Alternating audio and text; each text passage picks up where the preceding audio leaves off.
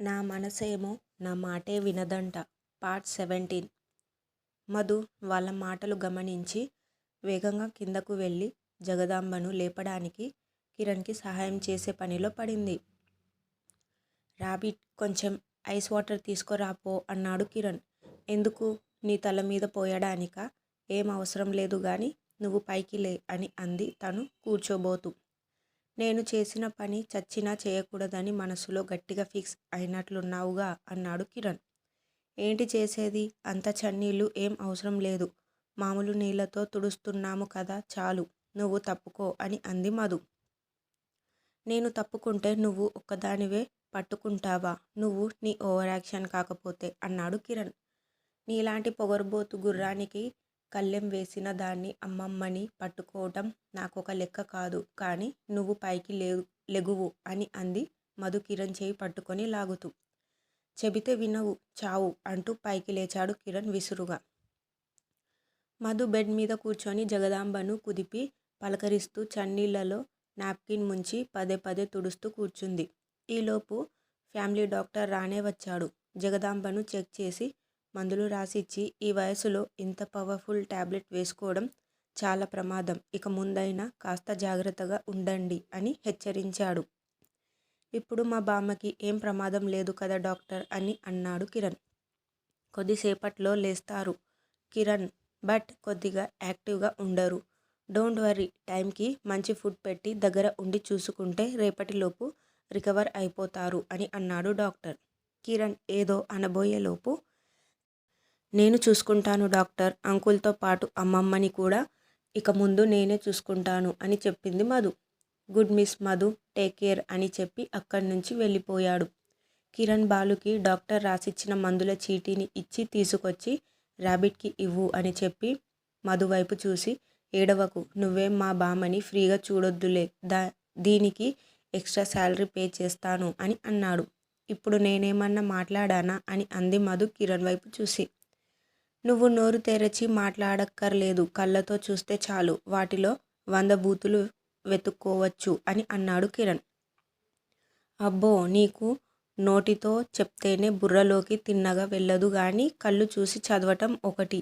వెళ్ళి ఆఫీస్లో మీ జూలీ కళ్ళలో ఏముందో చదువుకోపో అని అంది మధు వెటకారంగా.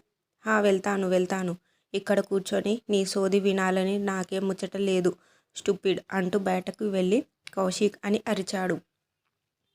ఇవాళ తనకు కోటింగ్ తప్పదు అని ఫిక్స్ అయి భయపడుతూ అడుగులో అడుగు వేసుకుంటూ కిందకు వచ్చాడు కౌశిక్. కిరణ్కి కౌశిక్ని చూడగానే పిచ్చి కోపం వచ్చి, నీ వయసు ఎంత, నువ్వు చేసే పనులేంటి అని 2 వాయించాడు. కావ్యని కూడా పిలిచి, మీ కాలేజ్ ఎన్ని గంటలకు వదులుతారు అని అడిగాడు సూటిగా. 4 గంటలకు అని చెప్పారు ఇద్దరు. 5 గంటల కల్లా మీరు ఇంట్లో లేరనుకో, పెద్దగా కొట్టడానికి తిట్టడానికి ఏం చేయను, నేరుగా ఇంట్లో నుంచి గెంటేస్తాను. ఈ విషయం బాగా గుర్తు పెట్టుకొని ఇంట్లో ఉంటారో వీధిలో తిరుగుతారో మీరే డిసైడ్ చేసుకోండి అని అంటూ బాలు అన్నాడు కిరణ్. పెదబాబు అన్నాడు బాలు వినయంగా చేతులు కట్టుకొని నిలబడి. సాయంత్రం నుంచి వీళ్ళు ఎన్ని గంటలకు ఇంటికి వచ్చారో నాకు డైలీ ఫోన్ చేసి చెప్పు అన్నాడు కిరణ్ కౌశిక్, కావ్య ఇద్దరి వైపు చూసి. తప్పకుండా పెదబాబు అని అన్నాడు బాలు లోపల సంతోషపడిపోతూ. నువ్వు బామ్మ దగ్గర వెళ్ళి రాబిట్ని పంపించు అని బాలుకి చెప్పి కావేరి వైపు చూసి, సారీ అమ్మా, మీకు బాధగా ఉండి ఉండొచ్చు, కానీ వాళ్ళ భవిష్యత్తు బాగుండాలి అంటే కొంచెం కఠినంగా ఉండక తప్పట్లేదు అని అన్నాడు కిరణ్. అయ్యో, దీనికి నువ్వు నాకు సారీ చెప్పడం ఏమిటి పెదబాబు? వాళ్ళు నీ తమ్ముడు చెల్లి, వాళ్ళ మంచి కోసం నువ్వు ఏం చేయాలి అనుకుంటున్నావో అది చెయ్యి, నీకు అడ్డు చెప్పేవాళ్ళెవరు? మాట వినకపోతే నిజంగానే ఇంట్లోంచి గెంటెయ్యి, ఇంట్లో నుంచి బయటకు పోతే బ్రతకటం ఎంత కష్టంగా ఉంటుందో అప్పుడు తెలిసొచ్చి తిక్క కుదిరి చక్కగా అవుతారు అని అంది కావేరి. ఆవిడ మాటలు విని, థ్యాంక్స్ అమ్మా, నువ్వన్నా నన్ను అర్థం చేసుకున్నావు అని అన్నాడు కిరణ్ ప్రేమగా కావేరిని కౌగిలించుకొని. ఏంటి పేదబాబు, తల్లి బిడ్డల మధ్య ఈ సారీలు థ్యాంక్స్లు ఎందుకు చెప్పు అని అంది కావేరి కిరణ్ తల నిమురుతూ. బాలు చెప్పడంతో బయటకు వచ్చిన మధు కావేరి మాటలు వింటూ తన మొహం క్లియర్గా అబ్జర్వ్ చేసింది. తన మాటలకి మొహంలోని భావాలకి మ్యాచ్ అయినట్లుగా అనిపించలేదు. బహుశా తను ఎక్కువ అవమానించడం వల్ల అలా అనిపిస్తుందేమో అని సరిపెట్టుకుంది మధు. పిలిచారంట అని అడిగింది మధు. హా, నాకు ఆఫీస్కి టైం అవుతుంది, టిఫిన్ పెట్టు అనగానే మధు అక్కడ ఉన్న కావేరి వైపు, చుట్టూ ఉన్న పని వాళ్ళ వైపు చూసి, వీడి శాడిజం తగలయ్యా, చుట్టూ ఇంతమంది ఉంటే పనిగట్టుకొని నన్ను పిలిచాడంటే బాబుకి పిచ్చి పీక్స్కి వెళ్ళిపోయినట్లుంది అని మనసులో తిట్టుకుంటూ, నేను అందులో ఏదో కలిపేస్తానని తెగ అనుమానించేస్తారు కదా, అంత భయపడుతూ నేను పెట్టేది తినడం ఎందుకో అని అంది మధు సాగదీస్తూ. పుట్టాక ఏదో ఒక రోజు చస్తామని ముందే తెలుసు కదా, అలా అని బ్రతకడం మానేస్తామా? ఇది అంతే. ఎదురు ప్రశ్నలు ఆపి టిఫిన్ పెట్టవే అని అన్నాడు కిరణ్. మధు కిరణ్కి టిఫిన్ పెట్టి జగ్గులో నీళ్లు గ్లాసులో పోస్తూ, తమ్ముడికి బుద్ధి చెప్పే ముందు తమరేం చేస్తున్నారో కూడా ఒకసారి చూసుకోండి. తాగుబోతు అన్నని చూసి వాళ్ళు మాత్రం ఏం నేర్చుకుంటారు అని అంది చిన్నగా, కిరణ్కి మాత్రమే వినపడేలా. ఓ రాబిట్, రోజు నేను తాగి రోడ్డు మీద పడిపోతే నువ్వే ఇంటికి తీసుకువస్తున్నంత బిల్డప్ ఇస్తున్నావేంటి? అయినా నేనేమి రోజు తాగను, ఎప్పుడో అలా కొద్దిగా అంతే అన్నాడు కిరణ్ తను కూడా చిన్నగా మధుకి వినిపించేలాగా. నువ్వు ఎంత కొద్దిగా తాగుతావో నిన్న చూశాములే అని అంది మధు. నిన్న కొంచెం ఎక్కువైందిలే, ఇక ముందు జాగ్రత్తగా ఉంటాను అని అన్నాడు కిరణ్. చూద్దాం మాట మీద ఎంతవరకు నిలబడతారో అని అంది మధు. నన్ను తర్వాత చూద్దువు గాని మా నాన్నని బామ్మని కాస్త జాగ్రత్తగా చూసుకో. నాకు కొంచెం వర్క్ ఎక్కువగా ఉంది, నేను ఎక్కువ టైం వాళ్ళతో ఉండలేను అని అన్నాడు కిరణ్. ఓకే, నేను చూసుకుంటాను అని అంది మధు. కిరణ్ బ్రేక్ఫాస్ట్ చేసి జ్యూస్ తాగి అశోక్ రూమ్లోకి వెళ్ళి బాయ్ చెప్పి ఆఫీస్కి బయలుదేరాడు. అన్నయ్య ఇచ్చిన కోటింగ్కి మొదటి రోజు ఖచ్చితంగా 5 అయ్యేసరికల్లా కౌశిక్, కావ్య ఇంట్లో ఉన్నారు. మధు అశోక్తో పాటు జగదాంబ రెస్పాన్సిబిలిటీ కూడా తానే తీసుకొని ఇద్దరిని జాగ్రత్తగా చూసుకుంటుంది. రోజులు గడుస్తున్న కొద్దీ కిరణ్కి మధు తను లేకపోయినా తండ్రిని బామ్మని బాగా చూసుకోగలదు అనే నమ్మకం వచ్చేసింది. రాత్రి అందరూ భోజనాలు చేసి నిద్రపోతూ ఉండగా మధు, కిరణ్ ఇంకా రాకపోవడంతో సోఫాలో కూర్చొని టీవీ చూస్తూ నిద్రలోకి జారిపోయింది. అదట్టున ఏదో నీడ తన మీద పడైనట్లుగా ఉండటంతో మధు మెల్లిగా కళ్ళు తెరిచి చూసింది. ఎవరో ముసుగు వేసుకొని పిల్లిలాగా నడుస్తూ మెయిన్ డోర్ వైపుకి వెళ్ళటం చూసి మళ్ళీ కళ్ళు మూసుకొని పడుకున్నట్లుగా ఉండిపోయింది. మెల్లగా మెయిన్ డోర్ తీసుకొని ఆ ముసుగులో ఉన్న వ్యక్తి బయటకు వెళ్ళటంతో 1 నిమిషం ఆగి మధు కూడా వెనుకే వెళ్ళింది. ఆ ముసుగు వ్యక్తి గార్డెన్ వైపు ఉన్న చిన్న గేట్ వైపు వెళ్ళటం చూసి మధు కూడా చాటున అతనిని వెంబడించింది. అతను గేట్ తీసుకొని బయటకు వెళ్ళి 4 అడుగులు వేసి అప్పటికే అక్కడ నిలబడి ఇతని కోసమే ఎదురు చూస్తున్న ఇంకో వ్యక్తితో మాట్లాడటం మొదలు పెట్టాడు. మధు చాటుగా వాళ్ళ మాటలు వినటానికి ప్రయత్నించింది. కానీ వాళ్ళు చాలా చిన్నగా గుసగుస మాట్లాడుకోవటంతో కొద్దిగా ముందుకు రావటంతో ఇటువైపే తిరిగి ఉన్న ఆ వ్యక్తి మధుని చూసి టార్చ్ వేశాడు. ఆ టార్చ్ వెలుగు చీకట్లో నేరుగా తన కళ్ళలోకి పడేసరికి మధు చెయ్యి అడ్డం పెట్టుకుంది. అతను మధుని చూసి ఒక్కసారిగా ఆశ్చర్యపోయి 2 అడుగులు ముందుకు వేసి, మధు, నువ్వేంటి నాన్న ఇక్కడ అని అన్నాడు ఆ వ్యక్తి. కళ్ళకు ఉన్న చేతిని అడ్డు తీసి అతని వైపు అప్పుడు చూసింది మధు. చూడగానే, మావయ్య మీరేంటి ఇక్కడ, ఇది ఈ టైంలో అని అంది మధు ఆశ్చర్యంగా. ఆ మాటలకు హర్షవర్ధన్ సమాధానం చెప్పకుండా దాటవేస్తూ, నా సంగతి సరే, నువ్వు ఇక్కడేం చేస్తున్నావు అని అన్నాడు. నేను ఇక్కడికి అంకుల్ కోసం వచ్చాను మావయ్య, ఆయన ఫిజియోథెరపిస్ట్ని నేనే అనగానే హర్షవర్ధన్ ఆశ్చర్యపోయాడు. అశోక్ కొత్త ఫిజియోథెరపిస్ట్ నువ్వా అని అడిగాడు ఆశ్చర్యంగా. అవును అన్నట్లుగా తల ఊపింది మధు. వద్దు నాన్న, నువ్వు ఇక్కడి నుంచి త్వరగా వెళ్ళిపో, నువ్వు నా మేనకోడలివి అని తెలిస్తే కిరణ్ ఊరుకోడు, కోపంలో ఏదైనా చేసేస్తాడు అని అన్నాడు హర్షవర్ధన్. పర్వాలేదు మావయ్య, నేను అన్నిటికీ సిద్ధమయ్యే వచ్చాను అని అంది మధు. నువ్వు ఇక్కడ జాబ్ చేస్తున్నావని అరుణకు తెలుసా అని అడిగాడు హర్షవర్ధన్. లేదు మావయ్య, అమ్మకు తెలియదు, అయినా నేను మేనేజ్ చేసుకుంటాను అని అంది మధు. నో, నువ్వు ఎంత ప్రమాదంలో ఉన్నావో నీకు తెలియదు నాన్న, ఇప్పటికే కొడుకుని పోగొట్టుకొని పుట్టెడు దుఃఖంలో ఉంది నా చెల్లెలు, ఇప్పుడు నువ్వు కూడా ప్రాణాలతో చెలగాటం ఆడుతున్నావు, నీకేదైనా జరగరానిది జరిగితే దేవుడా, వద్దు బంగారం, నా మాట విని రేపొద్దునే జాబ్ మానేస్తున్నాను అని చెప్పి ఇక్కడి నుంచి వెళ్ళిపో అని అన్నాడు హర్షవర్ధన్. నాకు ఏం ప్రమాదం మావయ్య, ఎవరి వల్ల ప్రమాదం అని అడిగింది మధు. ప్రమాదం నీకు కాదు నాన్న, కిరణ్కి, ఇంకా చెప్పాలి అంటే అశోక్కి. నువ్వు వాళ్ళకి ఎంత దగ్గరగా ఉంటే నువ్వు కూడా వాళ్ళతో పాటు ప్రమాదంలో ఉన్నట్లే అని అన్నాడు హర్షవర్ధన్. కిరణ్కి, అంకుల్కి ఎవరి నుంచి ప్రమాదం మావయ్య, ఎందుకోసం ఇదంతా అని అడిగింది మధు బాధగా. ఎవరి వల్లో తెలిస్తే ఇంత భయపడటం ఎందుకు నాన్న, డైరెక్ట్గా తాడో పేడో తేల్చుకుంటాము కదా, అది తెలియకే ఈ బాధంతా అన్నాడు హర్షవర్ధన్. అసలు వాళ్ళకి ఏం కావాలి మావయ్య అని అంది మధు గట్టిగా. మెల్లిగా మాట్లాడు నాన్న, ఇక్కడ గోడలకే కాదు చెట్లకి కూడా చెవులు ఉంటాయి అని అన్నాడు హర్షవర్ధన్. ఆ మాటలకు మధు గొంతు తగ్గించి, వాళ్ళు ఇదంతా ఎందుకు చేస్తున్నారు మావయ్య, ఆస్తి కోసమా అని అడిగింది మధు. తెలియదు నాన్న, ఆస్తి కోసం కావచ్చు, లేదంటే అంతకంటే విలువైన వాటి కోసం కావచ్చు, ఏమీ చెప్పలేము, అది తెలియాలంటే అశోక్ చెప్పాల్సిందే అని అన్నాడు హర్షవర్ధన్. మావయ్య చెప్పే మాటలు వింటూనే ముసుగు వేసుకున్న వ్యక్తి వైపు మధు చూడటం హర్షవర్ధన్ గమనించాడు. వాడు బాలు. నాకు ఈ ఇంట్లో ఏం జరుగుతుందో ఎప్పటికప్పుడు చెప్తూ ఉంటాడు. కిరణ్ నన్ను అపార్థం చేసుకొని నేనేదో వాడి శత్రువుని అన్నట్లుగా నన్ను దూరం పెట్టడంతో నేను ఇంట్లోకి వచ్చి అశోక్ని చూడలేకపోతున్నాను. అందుకే బాలు సహాయంతో అప్పుడప్పుడు రహస్యంగా వాడిని వీడియో కాల్స్లో చూస్తూ ఉంటాను అని చెప్పాడు హర్షవర్ధన్ బాధగా.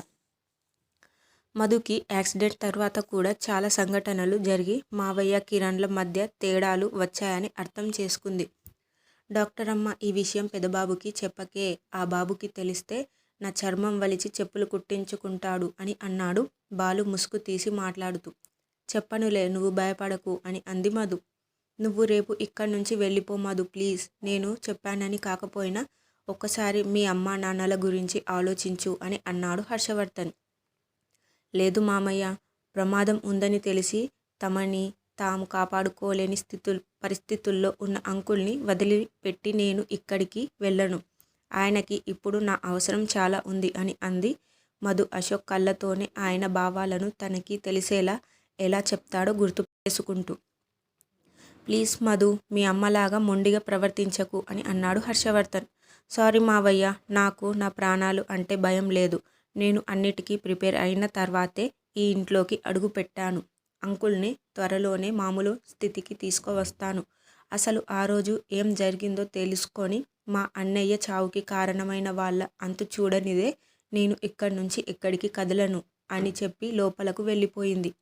భగవంతుడా, ఈ పిల్లకి నువ్వైనా అర్థమయ్యేలా చెప్పు తండ్రి, తను ప్రాణాలతో చెలకాటం ఆడుతుంది అని తనకి తెలియటం లేదు అనుకున్నాడు హర్షవర్ధన్ మనసులో. మెయిన్ గేట్ నుంచి కిరణ్ కార్ లోపలకు వచ్చి సైడ్ నుంచి వచ్చిన మధు ముందు ఆగింది. కిరణ్ కార్ దిగి, అర్ధరాత్రి చీకట్లో దయ్యంలాగా తిరుగుతున్నావేంటే, నువ్వు ఇలా తిరిగితే పాపం అమాయకపు దయ్యాలు భయపడిపోవు, వాటిని ప్రశాంతంగా తిరగనివ్వకుండా అలా భయపెట్టడానికి నీకు మనసెలా వచ్చింది అని అడిగాడు కిరణ్ బ్యాగ్ తీసుకొని డోర్ క్లోజ్ చేస్తూ. ఏంటి, జోక్ వేశానని నీ ఫీలింగ్, కానీ నాకు నవ్వు రాలేదు. పోనీ నువ్వు నవ్వమంటే చెప్పు, రాకపోయినా బలవంతంగా నవ్వుతాను అని అంది మధు. నువ్వు అంత కష్టపడి నవ్వి నా మూడ్ ఖరాబ్ చెయ్యొద్దు గానీ ఇంత చీకట్లో ఏం చేస్తున్నావు అని అడిగాడు కిరణ్. నిద్ర పట్టలేదు, అందుకే కొంచెం ఫ్రెష్ ఎయిర్ కోసం బయటకు వచ్చాను అని అంది మధు. ఎందుకు నిద్ర రాలేదు, కొంపదీసి నా మీద బెంగ పెట్టుకున్నావా అని.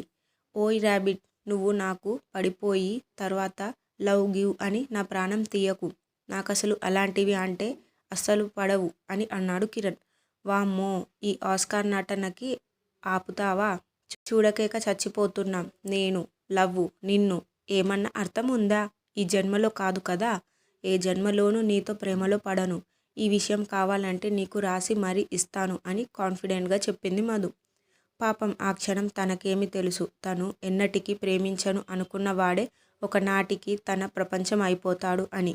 తనకి పర్మిషన్ లేకుండా శాశ్వత కూడా వదలలేనంత గాఢంగా వారి బంధం అల్లుకుపోతుందని. ఓహో, నీ ఈ పొగరుబోతు మాటలు వింటుంటే భలే ఉంటుంది ర్యాబిట్, కావాలనైనా నీతో గొడవ పడాలి అనిపిస్తుంది అన్నాడు కిరణ్ మధు మెడని ఒక్కసారిగా నొక్కి వేస్తూ. ఆ, చేతులకేమన్నా దురద వచ్చిందా అని అడిగింది మధు కోపంగా. నిన్ను చూస్తే ఆటోమేటిక్గా అలానే వచ్చేస్తుంది అన్నాడు కిరణ్. అయితే పోయి ఇచ్గాడ్ రాసుకో, దురద తగ్గిపోతుంది అని అంది మధు కోపంగా. నా దగ్గర లేదే, ఎందుకంటే ఇంతకు ముందెప్పుడు ఈ దురద నాకు రాలేదు కదా. అందుకున్న మాట నీ దగ్గర ఉంటే తీసుకొచ్చి రాసేయి అన్నాడు కిరణ్.